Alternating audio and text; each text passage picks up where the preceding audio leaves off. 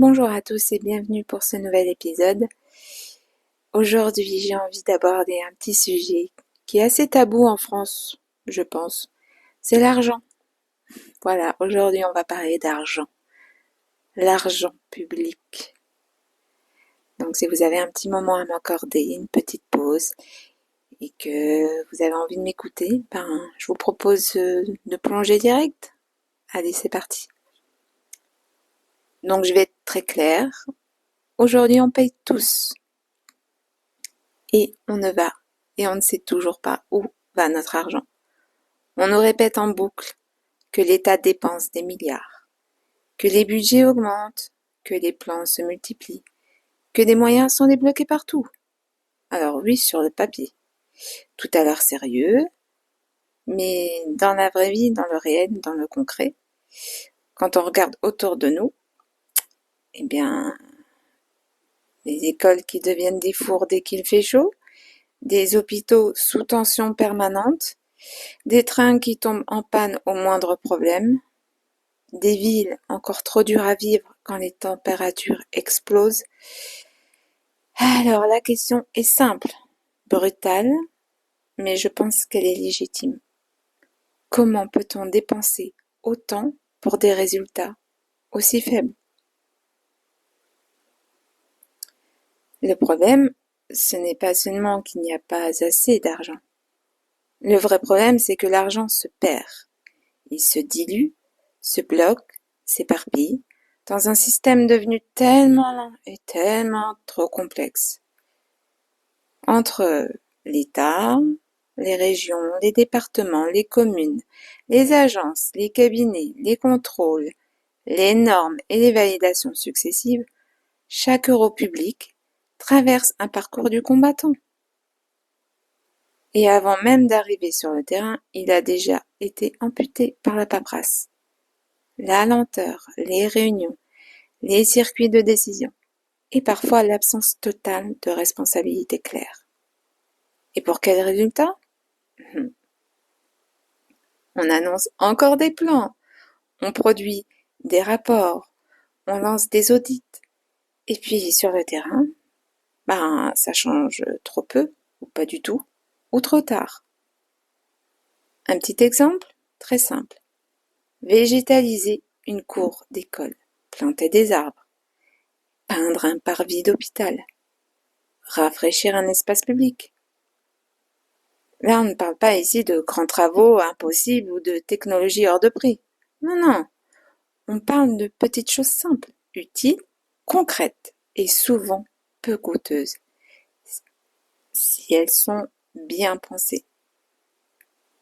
Et pourtant, il faut parfois des mois, voire encore des années pour obtenir des autorisations, coordonner les acteurs, débloquer ces fameux budgets et lancer quoi que ce soit.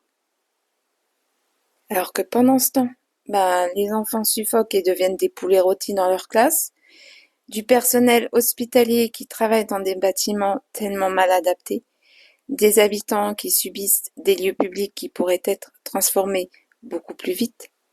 Non, le vrai scandale, ce n'est pas seulement l'inaction, c'est cette fameuse incapacité à anticiper. Pourtant, on le sait que les canicules vont revenir, on le sait que les bâtiments vieillissent, on le sait que les infrastructures souffrent. Mais on continue trop souvent à réagir après coup, quand le problème, il est déjà là, voilà. Et puis, il y a un autre sujet dont on parle trop peu. Une partie énorme de l'argent public ne sert même pas à améliorer le présent. Elle sert encore à payer le passé, cette fameuse dette, ces fameux intérêts, les engagements accumulés. Ce sont encore des milliards qui ne construisent rien de visible, mais qui pèsent tellement sur tout le reste. Autrement dit, pendant qu'on rembourse encore hier, on manque de marge pour réparer aujourd'hui. Et on va pas se mentir, il faut être honnête aussi avec nous-mêmes, on a construit un système où l'on veut tout à la fois. Plus de services, moins d'impôts, zéro erreur, zéro retard, zéro risque. Plus de protection, plus de contrôle. Mais chaque nouvelle norme, chaque nouvelle procédure, chaque nouvelle validation ajoute encore du coût, du temps et de la complexité. Donc, à force de vouloir tout encadrer, on finit par empêcher d'agir. Et pourtant, il y a des choses qui pourraient avancer beaucoup plus vite que si on les laissait simplement respirer. L'action citoyenne, par exemple. On peut prendre les devants. On peut fleurir, planter, végétaliser, embellir à notre échelle. Pas pour remplacer l'action publique, non. Pas pour se substituer à l'État, mais pour montrer qu'une partie des solutions, elle est déjà là, à notre portée de main. Tout ne nécessite pas un grand plan. Tout ne nécessite pas un nouveau comité. Tout ne nécessite pas 6 mois d'études. Non, non, parfois il suffit juste d'un peu de bon sens, d'un cadre clair et d'une vraie volonté d'agir. Et c'est là, encore là, que le vrai problème apparaît. Aujourd'hui, on peut suivre facilement un euro public, du début à la fin. Personne ne peut voir simplement clairement où va l'argent. Qui décide et quel résultat concret en sort? Et ça, ce n'est pas normal. Parce que si on paye, on a quand même le droit de voir. Et si l'on voit, eh ben on peut comprendre. Et dès qu'on comprend, eh ben on peut enfin demander des comptes. Alors oui, il faut de la transparence totale. Oui, il faut simplifier les autorisations pour tout ce qui peut être fait très vite et utilement sur le terrain. Et encore, oui, il faut soutenir les initiatives locales au lieu de les noyer sous cette paperasse. Et puis surtout, il faut arrêter de faire comme si la lenteur était une fatalité. Elle ne l'est pas. On n'a pas besoin d'un énième discours pour expliquer, oui, qu'il fait chaud, que les hôpitaux ils souffrent, ou que les écoles vieillissent. On a compris et on le sait, on le constate. Pas besoin de le rabâcher. On a surtout besoin d'un système qui est capable d'agir vite, de décider clairement et d'assumer enfin ses priorités. Parce qu'au fond, le vrai problème n'est pas seulement où va notre argent.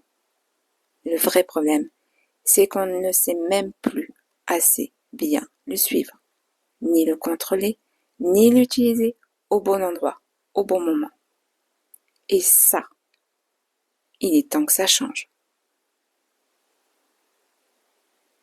Prenez bien soin de vous, restez au frais et à bientôt.